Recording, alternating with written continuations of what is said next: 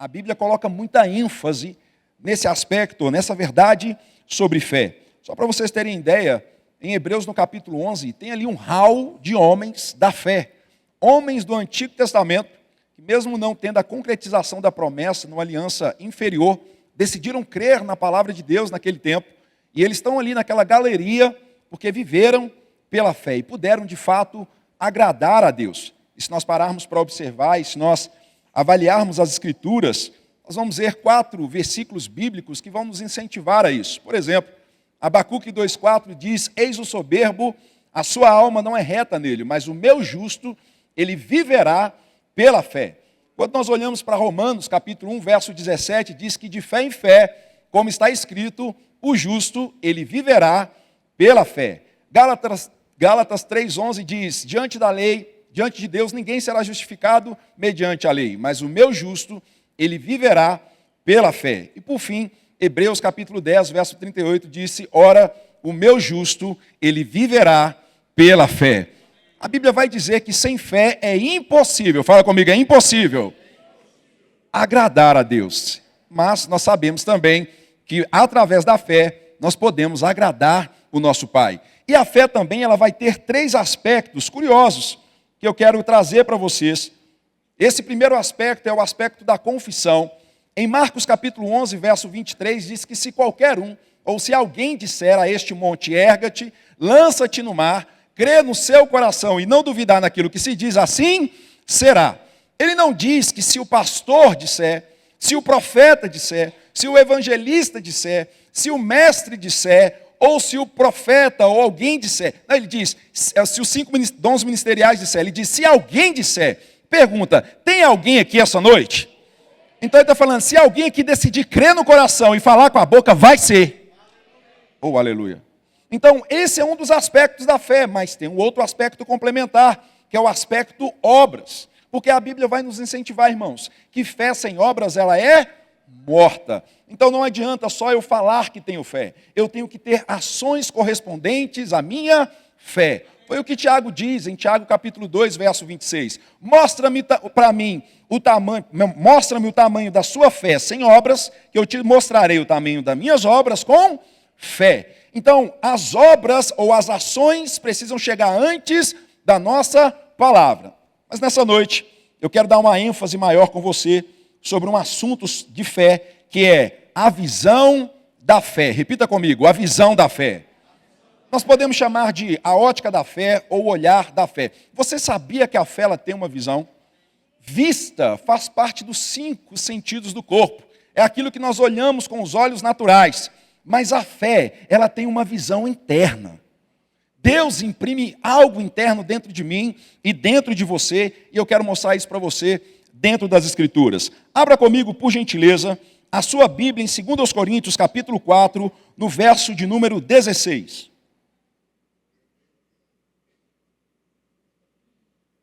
Quantos estão preparados para essa noite? Animados nessa noite? Aleluia!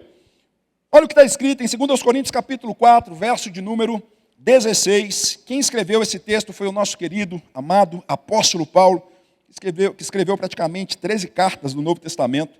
Ele diz assim: por isso, não desanimamos. Pelo contrário, mesmo que o nosso homem exterior se corrompa, contudo, o nosso homem interior se renova de dia em dia. Porque a nossa leve e momentânea tribulação produz para nós um eterno peso de glória, acima de toda a comparação, não atentando nós nas coisas que se veem, mas nas coisas que não se veem. Porque as que se veem são o que, irmãos? Temporais. E as que não se veem? São eternas. Feche seus olhos, vamos orar. Pai, nós te rendemos graças no poderoso nome de Jesus. Obrigado por essa verdade que está sendo ministrada aos nossos corações. Peço que o Senhor conceda a cada um de nós espírito de sabedoria e de revelação, e que os olhos espirituais sejam abertos para enxergar todas as verdades dessas revelações que estão sendo ministradas aos nossos corações pelo Teu Espírito. Mestre Espírito Santo, nós nos submetemos às Tuas direções, ao Teu ensinamento. Mostra-nos cada verdade, o detalhe dessas verdades, para que nós possamos colocá-las em prática e ter a nossa vida completamente transformada. Por isso nós te agradecemos no poderoso nome de Jesus. Quantos creem comigo, diz amém. Primeiro ponto desse versículo que o apóstolo Paulo diz é: por isso não desanimamos. Algumas pessoas perguntam: Renato, é possível viver uma vida indesanimável, se é que existe essa palavra? Paulo está mostrando que sim, é possível viver uma vida acima do desânimo. É possível viver uma vida acima do cansaço. É possível viver uma vida acima das frustrações. É possível viver uma vida acima das circunstâncias. E o apóstolo Paulo vai nos ensinar como isso é possível. Tanto é que ele associa nesse mesmo texto a palavra pelo contrário. Se ele falou pelo contrário, significa que eu posso viver ao contrário do desânimo. Então, eu posso viver animado. Eu posso viver com uma atitude diferente. Fala comigo, atitude diferente. Você sabia que o povo da fé tem uma atitude diferente? Oh, aleluia. A nossa atitude tem que ser diferente da do mundo. A nossa atitude tem que ser diferente da do povo que não conhece a Cristo Jesus. Então a nossa ação, ou até mesmo a nossa reação, não pode estar sendo balizada conforme o mundo se comporta ou como age. O nosso comportamento tem que ser completamente diferente. E aí Paulo, ele vai nos ensinar como é que isso funciona. No verso 17 ele diz: porque a nossa leve e momentânea tribulação traz para nós um eterno peso de glória, acima de toda comparação.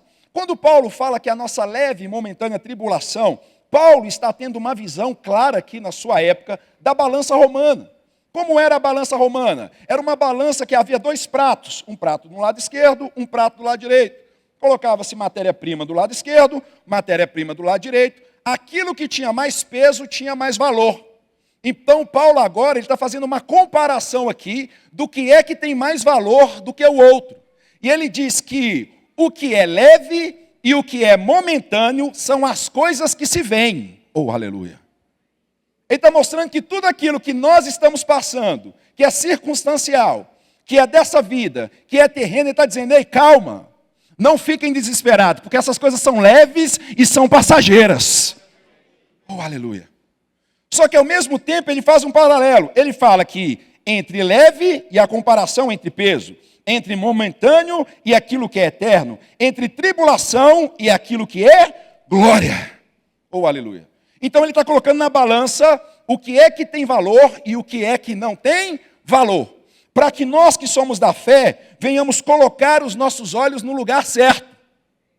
Porque afinal de contas, ele continua dizendo o texto, não atentando. Se ele diz não atentando, ele continua dizendo, não atentando nas coisas nas coisas que se veem, mas sim nas coisas que não se veem. Então o que Paulo está mostrando para nós? Que existem duas realidades postas diante de mim e de você, todos os dias. Que realidade é essa? A realidade que é invisível, espiritual, e a verdade daquilo que é visível e material. Só que a boa notícia que eu tenho para nós é que nós não somos esse corpício bonito que está sentado nessa cadeira. Oh, aleluia. Porque antes desse corpo ser formado, nós primeiro fomos criados conforme a imagem e a semelhança de Deus. Então isso vai mostrar para mim e para você que o que é real não são as coisas que se veem, mas as coisas que não se veem. Tanto é que em Hebreus, capítulo de número 11, verso de número 3, o autor aos Hebreus diz que pela fé nós entendemos que o universo foi formado pela palavra de Deus, de maneira que aquilo que é visível passou a existir das coisas que não aparecem. Então agora a gente precisa pensar um pouco sobre isso, porque eu não sei você, eu vim de um berço aonde eu fui criado pelos meus pais, que também eles aprenderam também através dos pais deles, que não é um berço cristão. Eu aprendi, me tornei fruto do meio. Por quê? Porque eu aprendi a viver pelos 5 sentidos do corpo. Espiritualidade para mim passava-se longe. Falar coisas do reino do Espírito para mim era loucura. Como diz o apóstolo Paulo, em 1 Coríntios, capítulo de número 2, no verso de número 14, que o homem natural não consegue compreender as coisas do Espírito. Esse era eu. Então falava-se de coisas espirituais, eu falei, maluquice, loucura. Por quê? Porque para mim o que é concreto é o que se vê, é o que eu toco, é o que eu sinto, é o que eu experimento, é o que eu consigo cheirar. Então essas coisas para mim são reais. Agora o que eu não toco, isso para mim não faz sentido. Presta atenção, não faz, fala comigo, sentido. Por quê? Porque não está no campo dos sentidos. Então o que não se está no campo do sentido, está no campo do espírito, que é da fé. Aleluia. Por isso que Paulo, na continuidade desse texto, em 2 Coríntios capítulo 5, verso 7, ele fala, nós não vivemos por vista, nós vivemos pela fé. Paulo está fazendo um paralelo de vista com fé, irmãos. Aleluia. Então, eu aprendi a viver tocando nas coisas. Então, para mim, o que era concreto era o que se pegava. Então, o que não se pegava, para mim, era maluquice, era loucura. Até que eu tive o conhecimento das Escrituras. Verdade chegou no meu coração, fui liberto, irmãos. Assim como você. E aí eu entendi que as coisas espirituais é que são reais. E as coisas que são físicas é que são passageiras. Então, para mim, o concreto não é o que se vê, é o que não se vê. O que é abstrato é o que se vê. Então, se o que é abstrato é o que se vê, então não posso me apegar com as coisas que eu vejo. Porque se eu viver dessa forma e você viver dessa forma, se nós vivermos dessa forma, nós vamos começar a viver como o mundo. Em qual sentido? Lembra-se de novo, sentido. Campo do sentido. Em qual sentido? Nós vamos ficar felizes, sabe que dia? Só no 5º dia útil do mês. Porque lá é onde acontece o pagamento. Conhece crente assim? 5º dia útil do mês, está felizaço. Passou o 5º dia útil do mês. Volta a ficar choco-choroco. Carinha murcha. Por quê? Porque agora as coisas não estão tão favoráveis, naturalmente falando para ele. Porque ele está vivendo baseado nas coisas que se vêm. Aí esses crentes, que não somos nós, graças a Deus isso não acontece aqui em Bauru, longe de nós, são crentes que oscilam. Hoje está crendo e amanhã não estão crendo. Por quê? Porque eles estão vivendo a sua vida não de acordo com o que o apóstolo Paulo está falando, atentando nas coisas que não se veem, mas eles estão se atentando nas coisas que se veem. E se eu atento e balizo a minha vida nas coisas que se veem, eu vou entrar naquela palavra ou no texto que Jesus disse, sobre construir a casa sobre a areia, em Mateus capítulo 7. O que é construir a casa sobre a areia? É construir as nossas convicções em coisas que são passageiras. Aleluia. Vocês estão aqui, gente, pelo amor de Deus. Então, a ideia de Paulo é, não atentando. O que ele está falando? Ei, cristão, ajusta o foco. Ajuste essa sua lente. Começa a mexer nessa lente sua. Sabe quando você vai tirar uma foto, você precisa ajustar a lente? Ele está falando, faça isso com sua lente, com a sua ótica da fé. Começa a ajustar para você ver as coisas de forma mais clara. Não fica tentando com essas coisas, porque o mundo, irmãos, ele enxerga as coisas que estão olhando na frente dele, a palma da mão, não consegue ver o que está por detrás. Vou te dar um exemplo de fé. Quando você vê esse copo, a água aqui está na metade, sim ou não, gente? Quando você olha para um pessimista, ele vai olhar para esse copo aqui e vai falar assim, ele está meio cheio. Aliás, meio vazio, vai colocar assim. O otimista, meio cheio. Agora os da fé, está transbordando, meu irmão. Não, você está aqui, não, pelo amor de Deus. Está entendendo o que eu estou dizendo? Porque os da fé conseguem enxergar além. Os da fé não ficam com aquilo que o físico natural está dizendo. Ele consegue enxergar aquilo que a palavra já imprimiu dentro dele. Agora, eu não sei se você já ouviu, tem pessoas que falam que andar pela fé dá passo no escuro. Pastor Daniel, pastor Eli, estou andando pela fé. Tá mesmo? Estou dando passo no escuro, ó. E aí eu dou esse passo no escuro. Acha que isso é andar pela fé? Deixa eu dizer, meu irmão, dar passo no escuro é quem está te vendo andando pela fé. Mas quem está andando pela fé tem uma visão aonde sabe onde vai chegar. Oh, aleluia. Quer ver isso? Eu vou te provar na Bíblia. Vá comigo, por gentileza, em Hebreus, capítulo 11, verso 27. Hebreus 11, 27. Nunca mais diga que você está dando passo no escuro. Hebreus 11, 27. Olha o que está escrito lá. Quantos estão sendo abençoados? Você vai sair daqui esticado, meu irmão, para viver uma vida de fé extraordinária. Hebreus, capítulo 11, verso 27 diz, pela fé... Não está aparecendo aqui hoje, então você vai ter que abrir a Bíblia. Hebreus 11, 27 diz, pela fé, aí está falando aqui de Moisés, ele abandonou o Egito, não ficando amedrontado com a cólera do rei, antes permaneceu firme como quem vê aquele que é invisível. Uau! Acho que você não entendeu. Moisés, ele estava andando como quem estava vendo o que era invisível e não o que era visível. Então, como é que as pessoas estão dizendo aí que os que da fé dão passo no escuro? Os da fé sabem onde estão chegando, meu irmão.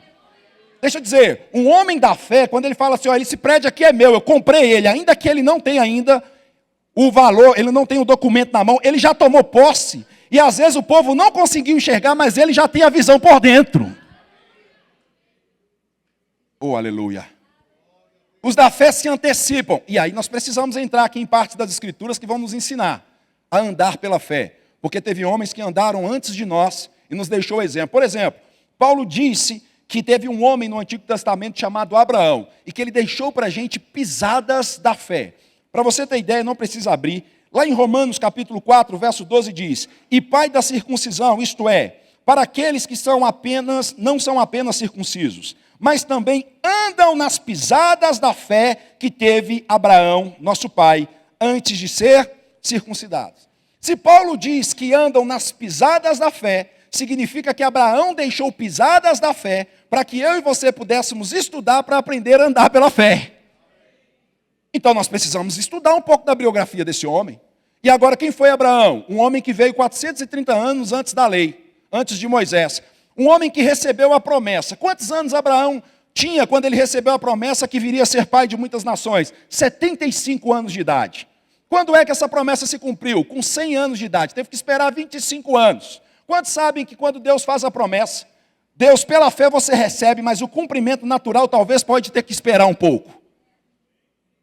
E aí precisa-se ter perseverança nesse processo.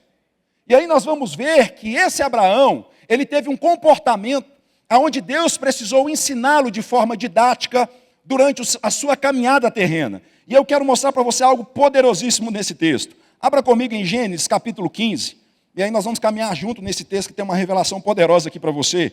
Gênesis capítulo 15, verso de número 1. Você está animado? Olha o que está escrito aí em Gênesis capítulo 15, verso 1. Estou empolgado nessa noite, irmãos.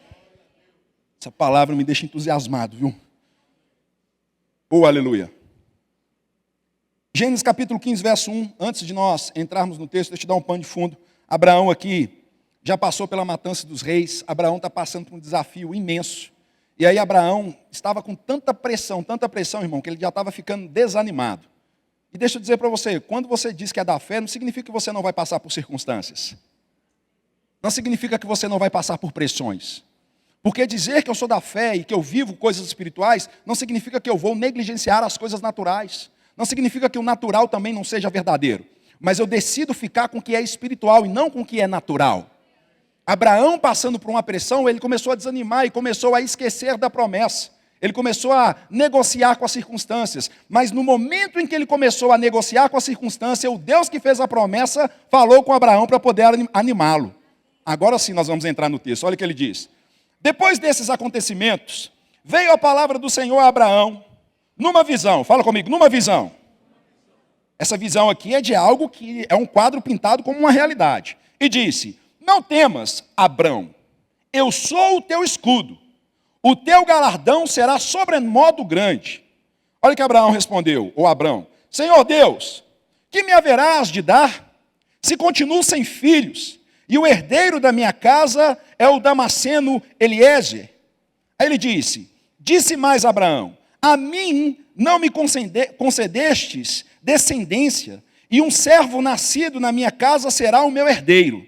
Então, Abraão já estava tão cansado que ele começou já a falar que não ia ter herdeiro nenhum. Ele achou que o servo dele, que seria o herdeiro dele, e aí Deus agora vai começar a falar com Abraão.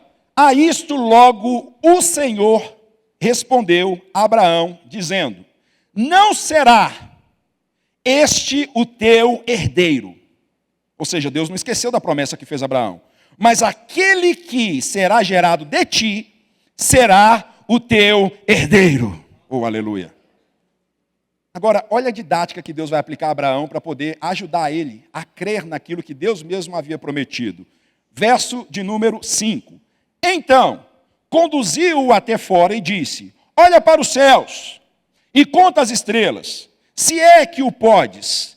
Ele disse: será assim a tua posteridade. Ele creu no Senhor, e isso lhe foi imputado para o quê, pessoal? Para a justiça. Então, agora, olha o verso de número 7. Disse-lhe mais: eu sou o Senhor que te gerei de Ur dos Caldeus, te tirei de Ur dos Caldeus, para te dar por herança essa terra. Perguntou-lhe Abraão: Senhor Deus, como sabereis que hei de possuí-la? E agora Deus chama Abraão para um rito de aliança. Olha isso. Respondeu-lhe: toma-lhe uma novilha, uma cabra, um cordeiro, cada qual de 3 anos, uma rolinha, um pombinho. E aí Abraão tomou todos esses animais, partiu pelo meio e lhes pôs em ordem as metades, umas defronte das outras, e não partiu as aves. Aves de rapina desciam sobre os cadáveres, porém Abraão as enxotava. E aí, quando nós vamos ver no verso de número 12, olha o que está escrito: ao pôr do sol, fala comigo, ao pôr do sol, caiu profundo sono sobre Abraão, e grande pavor e cerradas trevas acometeram.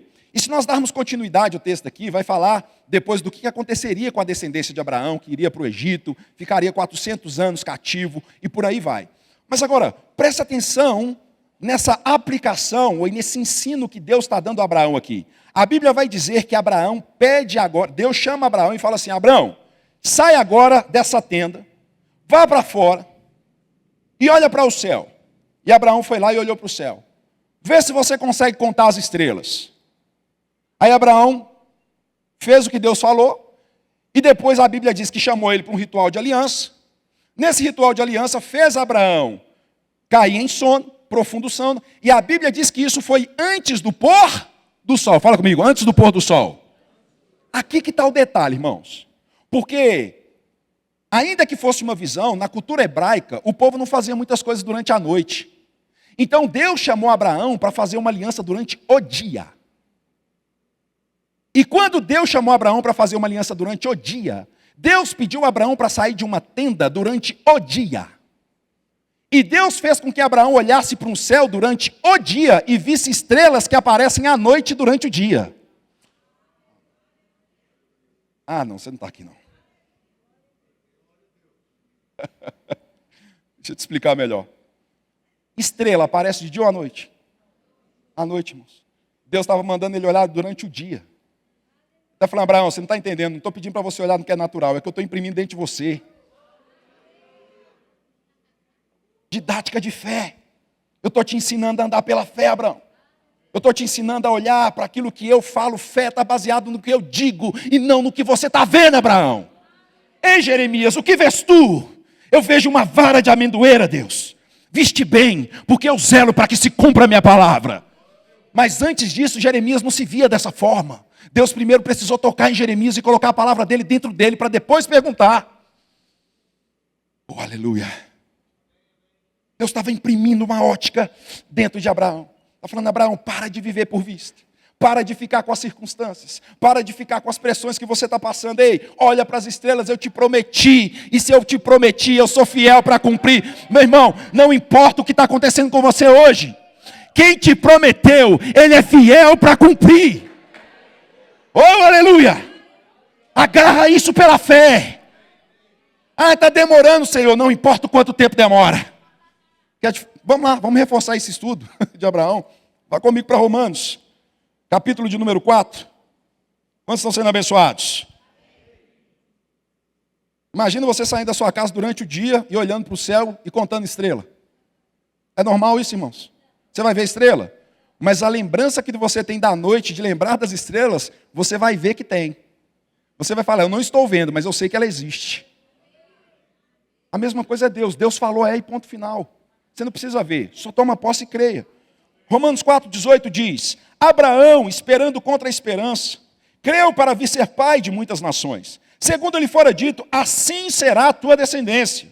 Verso de número 19. E sem enfraquecer na fé, embora levasse em conta o seu próprio corpo amortecido, sendo já de 100 anos, e a idade avançada de Sara, não duvidou por incredulidade da promessa de Deus, mas pela fé se fortaleceu, dando glória a Deus, estando plenamente convicto de que Ele era poderoso para cumprir o que prometera.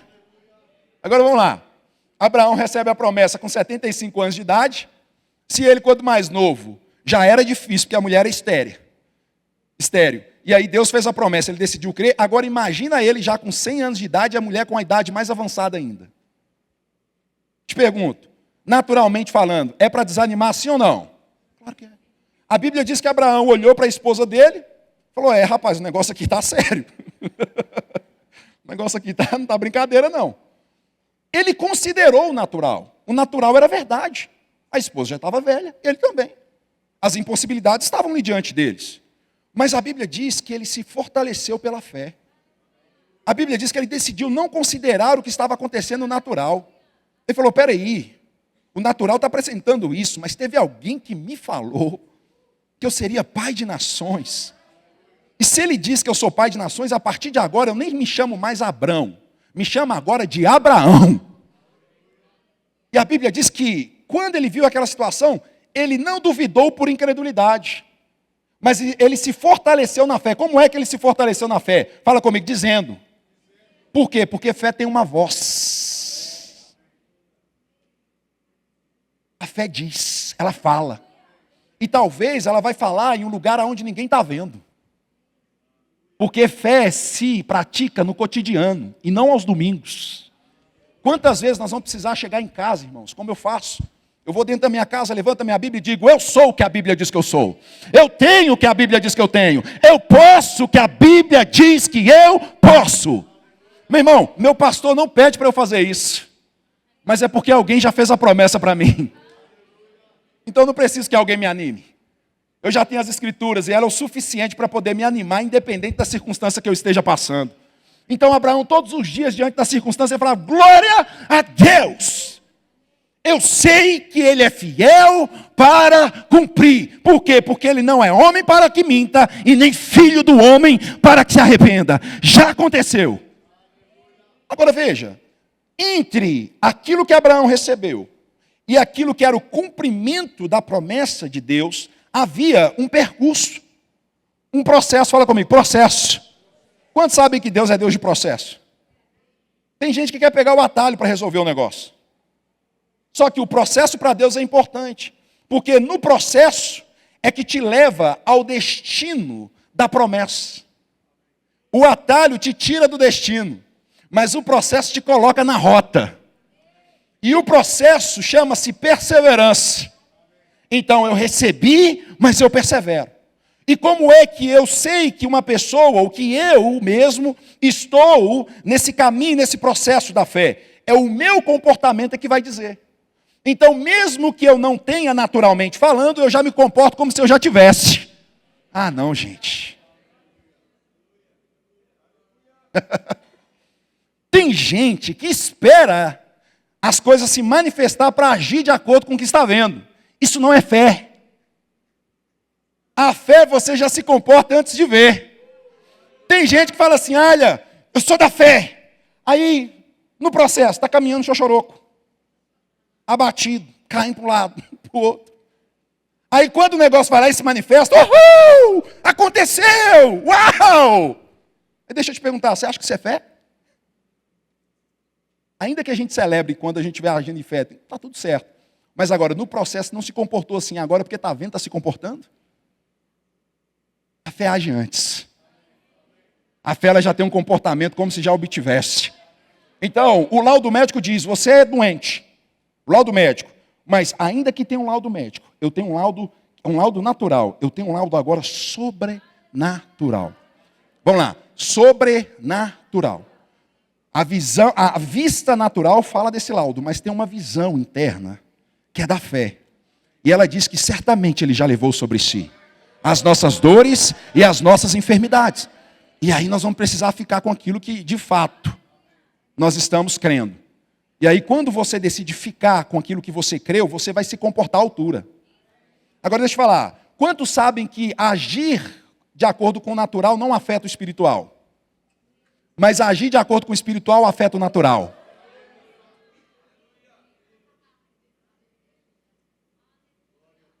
Renato, por que não muda? Porque está agindo ainda de acordo com o natural. O natural não muda o natural. O que muda o natural são as coisas espirituais. Age de acordo com o espírito para você ver se não muda. Tenha um comportamento adequado da fé para você ver se aquela conta bancária não vai mudar. Se aquela geladeira não vai encher. Se aquele parente não vai ser transformado. Se esse relacionamento não vai ser restaurado. Se o ministério não vai avançar. Oh, aleluia! Quem está aqui nessa noite, pelo amor de Deus? Então nós precisamos agir de acordo com aquilo que nós recebemos.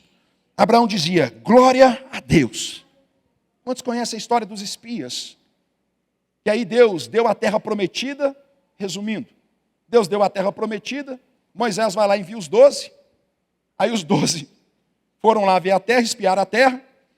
Aí quando volta com o laudo, 10 passa o laudo do que eles viram. Olha, o negócio é o seguinte, Moisés, e o povo ouvindo. O negócio é o seguinte, nós olhamos e espiamos a terra, ela é boa mesmo, maravilhosa, mas tem um detalhe. Nós nos enxergamos como um gafanhoto, porque lá tem gigantes e cidades fortificadas. A terra é boa, mas nós não vamos conseguir entrar. Qual que era a ótica deles? De vítimas. Ótica de quem não toma posse, ótica de incrédulos.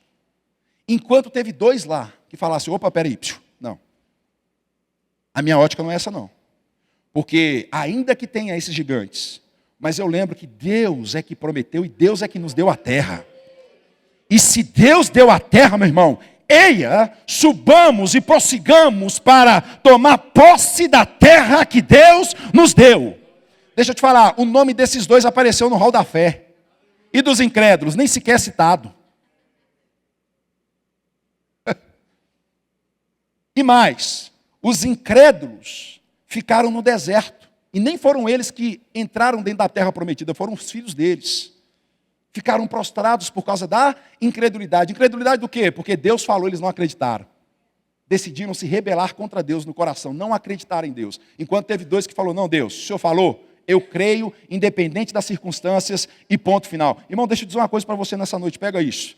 Eu sei que tem uma unção operando aqui nessa noite para você. Para de espiar a terra. Toma posse do que Deus te deu de uma vez por todas. Pega o que Deus te deu e agarra. Como um pitbull, morde esse negócio. Aleluia. E não solta mais. E aí as pessoas vão olhar para você, oh aleluia, e vão te criticar, e vão me criticar. Por que eles agem assim? Porque os que agem de acordo com a fé são criticados. As pessoas não entendem. Por que vai para o culto no domingo? Por que vai ao rema? Segunda, quarta e sexta, parece que estão dando passo no escuro. Não, irmãos, você sabe aonde você vai chegar. E na hora que se manifestar, você não vai agir com vingança. Você vai amar estes. Mas fato é, você vai tomar posse daquilo que Deus te deu. Posso ouvir um glória a Deus? E aí eu quero abrir esse último texto com você. Abre em 2 Reis comigo, no capítulo 6, verso de número 8.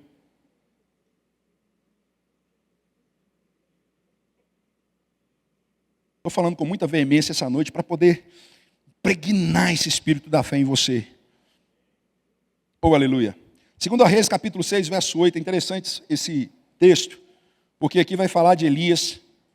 E esse profeta estava revelando as tramas de um rei Ciro que estava se levantando contra o rei de Israel. E aí algo acontece nesse processo. E eu quero que você leia comigo no verso de número 8, de 2 Reis, capítulo 6. Diz assim: o rei da Síria fez guerra a Israel, e em conselho com os seus oficiais disse, em tal e tal lugar estará o meu acampamento. Agora olha só, mas o homem de Deus mandou dizer ao rei de Israel, guarda de passardes por tal lugar, porque os sírios estão descendo para ali. Irmãos, olha aqui para mim. Enquanto o rei Ciro estava planejando algo no quarto dele, o profeta estava tendo a revelação da trama do rei de Ciro, o rei Ciro, do que ele ia fazer com o rei de Israel. Então, ou seja, ele já estava enxergando coisas que Deus estava mostrando para ele contra o rei de Israel. E ele ia lá e alertava o rei de Israel aonde estava a emboscada. O rei de Israel obedecia e recebia o livramento. E aí o rei Ciro começou a ficar encucado com esse negócio. e começou a querer encontrar entre eles quem era o X9 da questão. Continua no verso 10.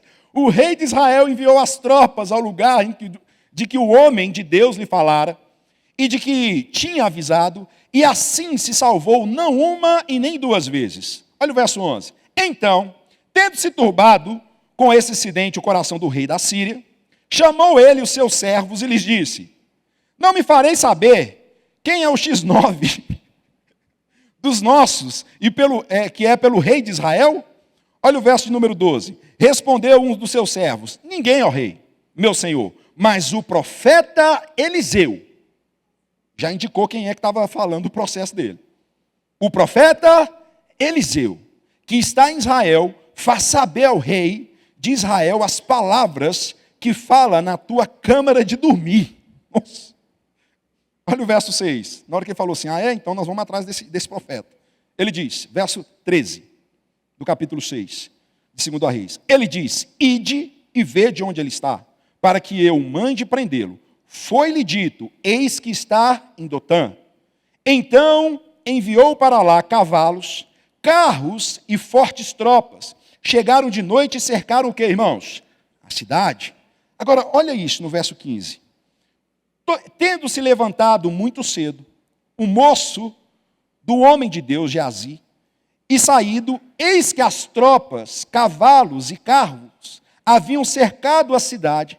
Então, o seu moço lhe disse, ai, meu senhor, o que faremos? Sabia que isso aqui tem sido o clamor de muito cristão sem a ótica da fé? No dia a dia. Ai, meu senhor, como eu pago essa conta? Ai, meu senhor, o que eu faço nessa situação? Ai, meu senhor, ai, meu senhor, ai, meu senhor. Tem um tanto de gente como esse moço aqui. Infelizmente, por não enxergar a visão daquilo que Deus imprime por dentro. Agora, olha a resposta do homem de Deus. E aí se coloca nesse lugar, pelo amor de Jesus, viu? Verso 17. Orou Eliseu e disse, verso 16. Ele respondeu, não temas. Sabe que você pode declarar isso comigo? Não temas. Você sabia que você pode acordar pela manhã não temendo? Para que está com medo? Para que está ansioso? Para que está perturbado? Quem é da fé não anda assim não, irmão. Quem é da fé, apruma o peito, levanta a cabeça e vai tudo bem. Não temas. O que estava acontecendo naturalmente estava afetando a alma de Geazi, daquele jovem que estava andando com Eliseu. E aí ele acordou temeroso. Quando Elias olhou para ele e falou, peraí, você está com medo, rapaz?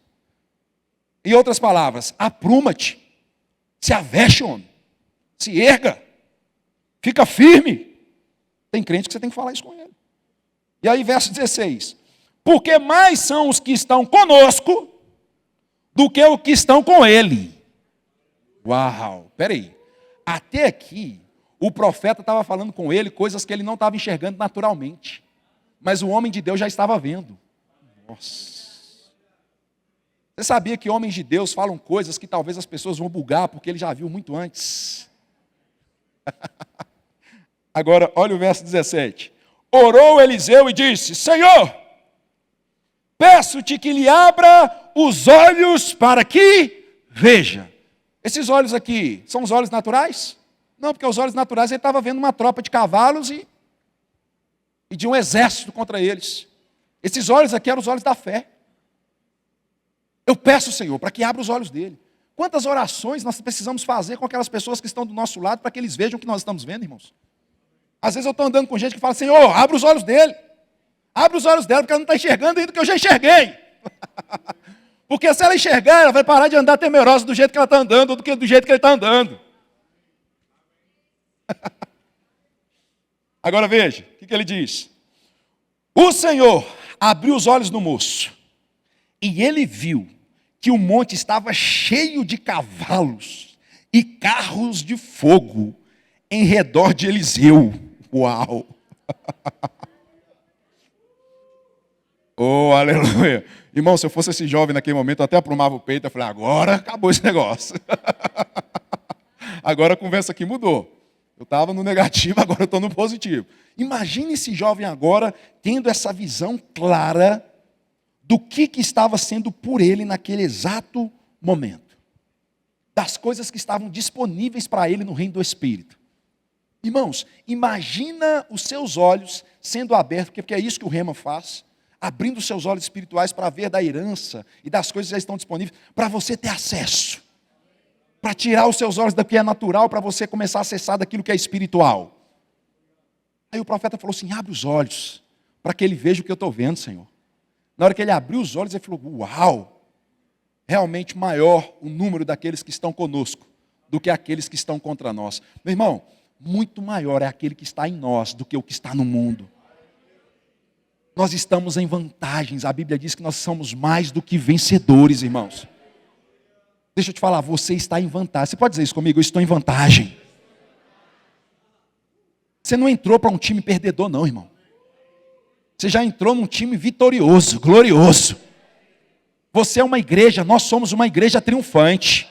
Nós não somos uma igreja militante, uma igreja derrotada, caindo para cá e para lá. Não! A Bíblia diz que Cristo nos conduz em triunfo. Fala comigo, em triunfo. O prefixo aqui é em, não para. Se fosse para, significa que nós deveríamos lutar para conquistar alguma coisa. Se é em, é porque alguém já lutou, já venceu e nos deu a vitória dele. Por isso que eu falo, é como alguém que luta um UFC, irmãos. Eu gosto de assistir luta de UFC. E é interessante que quando o homem ganha, ele leva um cheque de R$1 milhão para a esposa. Pergunta, a esposa teve que lutar para ganhar R$1 milhão? Não, quem foi que lutou? O marido. Agora, deixa eu te perguntar, se o marido venceu, ele já se tornou um vencedor por ter ganhado aquela luta. Agora, quem recebe o cheque sem ter lutado, ele é mais do que o quê? Vencedor. Por isso que a Bíblia diz que nós somos mais que vencedores. Porque a gente não precisa lutar mais nada, irmãos. Já está tudo pronto. Então você já pode se enxergar pela fé. Imprime essa visão dentro de você. Não deixe que mais nada tire a sua ótica, como o Pedro, que foi andar pelas águas, ele olhou para aquela tempestade, ele desfocou de Jesus e olhou para o que é natural, e ele começou a se afundar. Por quê? Porque ele tirou o foco dele, ou a atenção dele, como Paulo ensina, do que Jesus disse, ou do que a palavra diz. Ele estava andando sobre a palavra, sobre as águas, mas porque ele desfocou, ele começou a afundar. Mas graças a Deus que ele voltou para o barco também andando. Porque a Bíblia não diz que Jesus carregou ele no colo. Então ele consertou o seu processo e voltou andando. Sabe, meu irmão? Deixa bem claras as coisas de Deus dentro de você. Não desista no processo, persevere. Continua firme.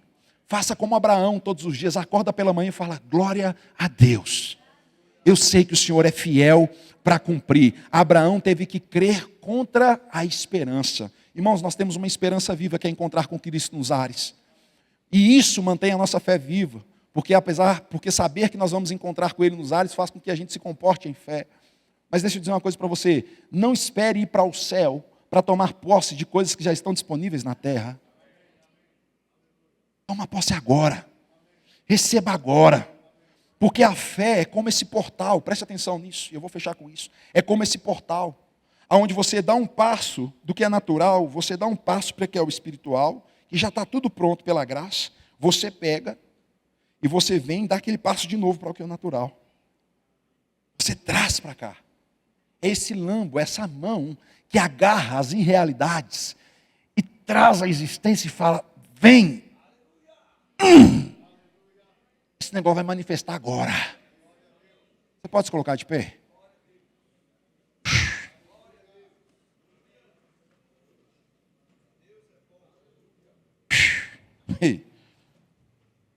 Quero ter um ato com você nessa noite.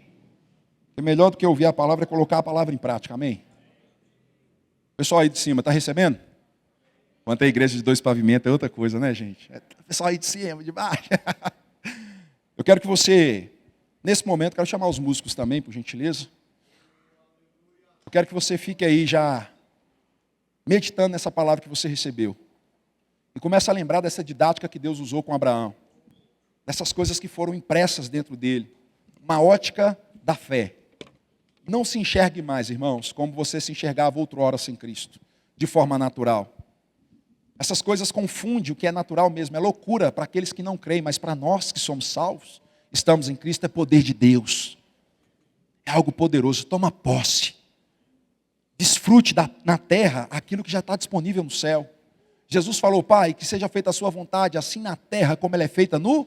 Jesus estava vivendo pela fé, irmãos. Ele estava manifestando o céu na terra. Começa a manifestar o céu na sua casa. Começa a manifestar o céu na sua empresa, no seu casamento, nos seus relacionamentos. Começa a dar passos de fé, não no escuro mais, mas sabendo aonde você vai chegar. Começa a ver as estrelas durante o dia. Começa mesmo a contrariar aquilo que é natural. Sabe, irmão, se nós olharmos para Josué, que teve que dar 7 voltas naquela muralha em Jericó, não fazia sentido nenhum aquele negócio. Mas ele deu a primeira volta em obediência à palavra. Você acha que foram as voltas e um grito que derrubou aquela muralha? Não foi, irmãos. Foi o que Deus falou para ele fazer. Foi a obediência na palavra. Ele obedeceu a Deus e as muralhas se ruíram. Abraão obedeceu a Deus, viu o que Deus estava mostrando para ele, as coisas se manifestaram, ele se tornou pai de muitas nações, estamos nós aqui. Veio o descendente, Cristo Jesus, somos salvos. Sabe, meu irmão, nós somos chamados para viver pela fé. E não é qualquer pessoa que pode viver desse jeito. O mundo não pode viver desse jeito. É um privilégio nosso. Fala comigo, é um privilégio meu. Bate no seu peito todos os dias e fala, uau, eu vivo pela fé.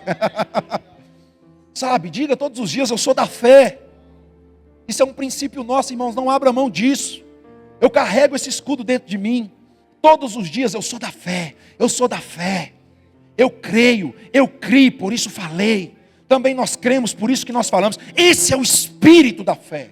Sabe, esteja impregnado dessas coisas. Sabe, as pessoas que chegarem perto de você, faça com que elas experimentem disso. Faça com que elas sintam o cheiro, a fragrância da fé.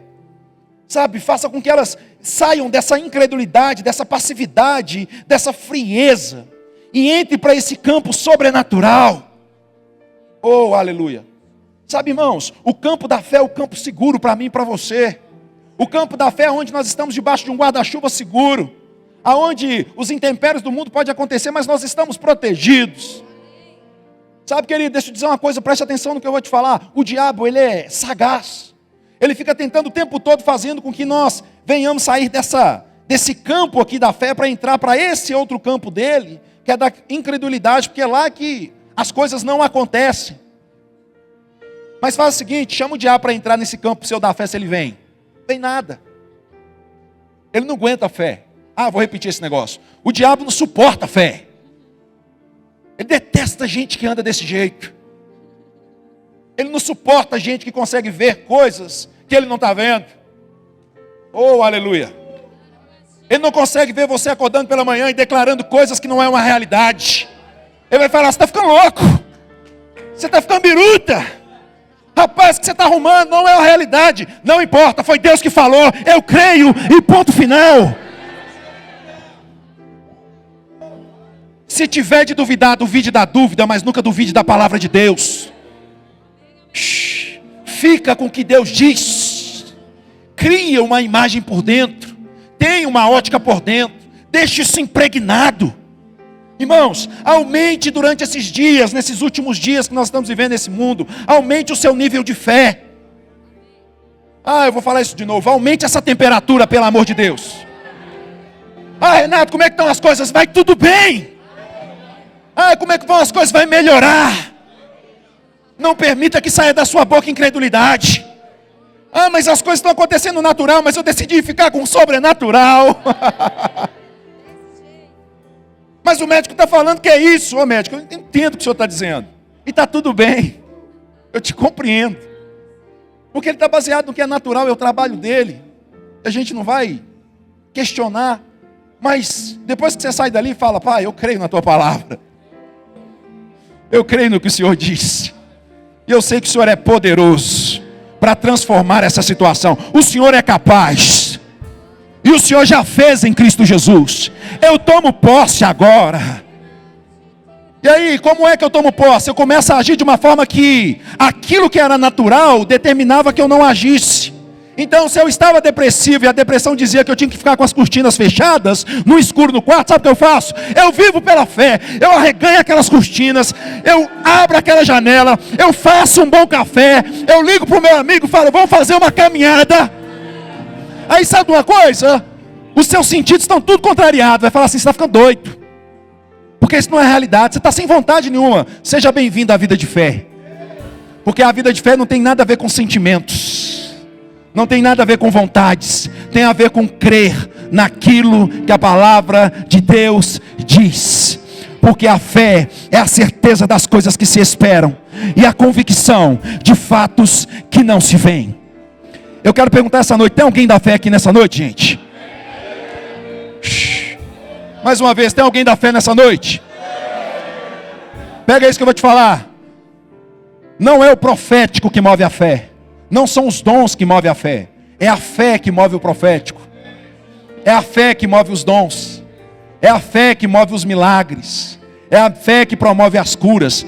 Esse ambiente de fé, meu irmão, Deus fica leve, livre e solto para realizar coisas que você nem imagina. Às vezes tem pessoas esperando alguém chegar aqui, um pregador de cura, para liberar a palavra de cura. Deixa eu falar, é pela fé. Esse ambiente que já está carregado de unção. Oh, aleluia. E sabe o que é o melhor? O melhor ainda é quando você não está sentindo nada. Sabe o que é o melhor? É quando você está em casa, não tem nenhuma música sendo tocada para mexer com o seu sentimento e você está dançando. Ah, não. Não tem música nenhuma e você está lá. Oh, aleluia. Oh, aleluia. Eu sou da fé. Já aconteceu. Já deu certo. Deus é bom. A minha família está restaurada. Vai tudo bem.